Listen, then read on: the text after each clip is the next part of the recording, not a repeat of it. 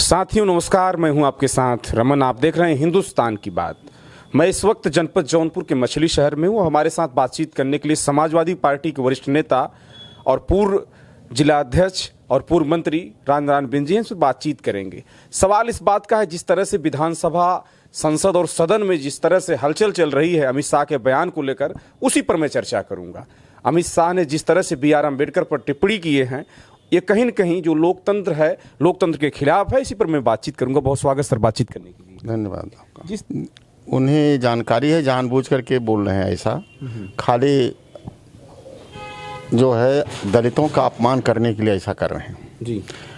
पूरे दलित और पिछड़ी जाति के लोग, देश के संविधान के अनुसार जो पूरा देश और सरकार चल रही है सब कुछ जी। और दलित और पिछड़ा जो है बाबा भीमराव अम्बेडकर को अपना भगवान मानते हैं जी। हम लोग तो भगवान को देखे नहीं है, लेकिन अम्बेडकर को लोग, हमारे पूर्वज, हमारे लोग जो बताते हैं, हमारे परिवार के लोग बताते हैं कि बाबा अम्बेडकर साहब जो साक्षात इस धरती पर रहे हैं। लेकिन राम को तो शायद ये गृह मंत्री भी नहीं देखे होंगे, लेकिन राम की बात करते हैं। और बाबा साहब तो साक्षात दिखाई देते हैं और साक्षात भगवान है। लेकिन टिप्पणी का कहेंगे कि लोग कहते हैं कि नाम जब जितना B.R. अम्बेडकर एक फैशन हो गया है, वहाँ अगर भगवान का नाम लेते तो पता नहीं क्या मिल जाता। कुछ नहीं मिलता। यहाँ तो इनकी वजह से संविधान मिल गया, संविधान की वजह से लोगों को सारी व्यवस्थाएं मिल रही है। अगर देश में संविधान नहीं रहता तो शायद ये भी वही पुरानी व्यवस्था लागू करते, वर्ण व्यवस्था के आधार पर।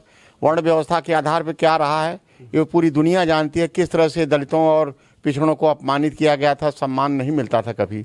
आज भी देखिए इत लोग कितनी बड़ी बेईमानी कर रहे हैं कि सेंट्रल पार्लियामेंट्री बोर्ड में या सेंट्रल सचिवालय में आज भी इनके रिजर्वेशन, आज 75 साल होने के बाद भी 2% से ज़्यादा शेड्यूल कास्ट के लोग वहाँ नहीं हैं एम्प्लाई। उसका कारण है कि बड़े लोग वहाँ बैठे हुए हैं, बड़ी कुर्सियों पे, बड़े पद पे आसीन यही लोग हैं। और इस तरह से कह देते हैं कि लोग इनकम्पिटेंट हैं। बताएं, जवाब दें पार्लियामेंट के अंदर। 1995 के पहले उत्तर प्रदेश में जब पंचायती राज एक्ट नहीं लागू हुआ था, शेड्यूल कास्ट के लोगों का आरक्षण नहीं था, तो कोई भी शेड्यूल कास्ट का आदमी ब्लॉक प्रमुख नहीं बन पाता था। अगर वो आरक्षण हटा दें तो शायद ये दलित, उपेक्षित, वंचित लोग जो है समाज में, उनको अधिकार नहीं मिल पाए। और आज भी डाटा अगर निकाल कर देखें, इनको दिखाई नहीं दे रहा, इतनी बड़ी बेईमानी कर रहे हैं देश में। रिजर्वेशन तो ये लोग जो है निचले स्तर पर लगा दिए हैं। प्रधानी में लग गया है, BDC में लग गया है, जिला पंचायत में लग गया है। क्या कारण है कि लोकसभा और विधानसभा में जहां कानून बनता वहां क्यों नहीं रिजर्वेशन कर देते पिछड़ी जाति के लोगों को, जिस तरह से शेड्यूल कास्ट के लोगों की है। और पूरे देश में जाति जनगणना कराने के लिए कतरा रहे हैं लोग। जाति जनगणना कराना चाहिए, इससे पता चलेगा कि सामाजिक रूप से, आर्थिक रूप से, शैक्षिक रूप से ये पिछड़ी जाति के लोग कितने दबे कुचले हुए हैं। मंत्री जी, मैं टॉपिक की बातचीत करूंगा कि भारतीय जनता पार्टी को PDA के लोग कहते हैं कि आरक्षण विरोधी हैं, अम्बेडकरवादी नहीं है, तमाम बातें हैं। हालांकि गृह मंत्री का बयान भी आ जाता है।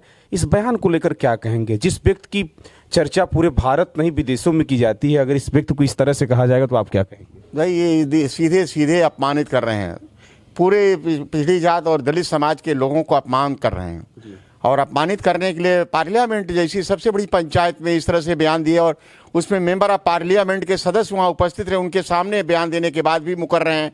अब ये गवर्नमेंट जो है बैकफुट पे आ रही है। आपको याद होगा एक बार ये गवर्नमेंट जो बैकफुट पे आई थी, जब 13 रोस्टर प्रणाली का नियम लागू हुआ था, यही शेड्यूल कास्ट के पढ़े लिखे नौजवानों ने पूरे देश में आक्रोश प्रदर्शित किया था, तो गवर्नमेंट बैकफुट पे आकर के उसको विड्रा की थी। इनको माफ़ी मांगना पड़ेगा। ये देश से माफ़ी मांगे, पूरे देश कॉन्फ्रेंस तो कर रहे हैं मंत्री जी, प्रेस कॉन्फ्रेंस कर रहे हैं, लेकिन माफ़ी मांगे। माफ़ी मांग रहे हैं, कह रहे हैं हमने ऐसा कुछ नहीं कहा। नहीं, तो यही तो गलत धृष्टता कर रहे हैं ना। प्रधानमंत्री को इनको तो बर्खास्त कर देना चाहिए, इनको दोनों तुरंत तत्काल। गृह मंत्री को, हाँ, गृह मंत्री को तत्काल बर्खास्त कर देना चाहिए। क्या लग रहा है आपको कर देंगे? नहीं करेंगे, नहीं, ये लोग बहुत बड़े गड़बड़ सड़बड़ आदमी हैं। चलिए, क्वेश्चन अंतिम रहेगा आपसे कि वन इलेक्शन वन नेशन पर मैं बातचीत करूंगा। क्या लग रहा है कि भारतीय जनता पार्टी लगातार उस पर फोकस की है, लेकिन जो विपक्ष है इस पर कहीं न कहीं सही नहीं देखा जा रहा? वन नेशन वन इलेक्शन करना चाहते हैं तो वन एजुकेशन भी तो कर दें, उसके साथ एजुकेशन क्यों नहीं करते बराबर? लेकिन ये पास नहीं होगा। पार्लियामेंट में 269 की यही संख्या रह गई, इनकी 293 संख्या है, इनके 20 सांसद इनके अगेंस्ट चले गए हैं और ये सरकार बैकफुट पे है, जान लीजिए। और ये जेपीसी में इनको जाएगा, जेपीसी का गठन करेंगे, मामला पेंडिंग में चला जाएगा, ये कत्ते आगे नहीं होगा, बैकफुट हो गई। उसका कारण है 10 साल तक तो ये देश में जो है कोई अपोजिशन का लीडर ना होने के नाते, बहुमत अच्छा ना होने के नाते ये अपने मनमानी सारे बिल पास करते हैं। अब इनका कोई भी बिल पास नहीं हो सकता है। यहां तक कि राज्यसभा में इनके 112 सदस्य हैं, कहां से इनके वहां बिल पास होगा? इनका कोई बिल पास नहीं हो सकता है, अब नहीं पास होगा, नहीं पास होगा और इनकी मनमानी नहीं चलेगी, अब मनमानी नहीं चलेगी। तो सरकार दावा लगातार कर रही है कि हमारा विकास भी तो हो रहा है, सिर्फ विपक्षी अपने आप को हल्ला कर रहे हैं कि हम विकास नहीं। विनाश हो रहा है कि विनाश हो रहा है? बता दें आप, कहाँ पे गवर्नमेंट इतने दिन बेरोजगारी, महंगाई इतनी चरम सीमा पे, गरीब आदमी हैंड टू माउथ हो रहा है। चाहे किसी जाति बिरादरी, आगड़े पिछड़े सभी, दलित शोषित उपेक्षित सभी जो है इसमें त्रस्त हैं, पूरी जनता त्रस्त है। महंगाई की मार इतनी पड़ रही है, बेरोजगारी इतनी ज़्यादा है, लड़के पढ़ लिख करके graduate, post graduate, PhD, LLD सब कुछ करके टहल रहे हैं। देखिए, राजनारायण बिंद जी अपनी बात को बेबाकी से कह रहे हैं। सवाल इस बात का है कि अमित शाह गृह मंत्री जो हैं, भारत के जिस तरह से बयान दिए हैं, पूरा सदन नहीं संसद तक आज हल्ला है। वहीं विपक्ष अम्बेडकर की तस्वीर को लेकर लगातार कह रहा है कि अम्बेडकर के खिलाफ जो जाएगा हम लोग उसके खिलाफ खड़े हो जाएंगे। तमाम खबरों को दिखाऊंगा, तब तक देखते रहे हिंदुस्तान की बात। नमस्कार।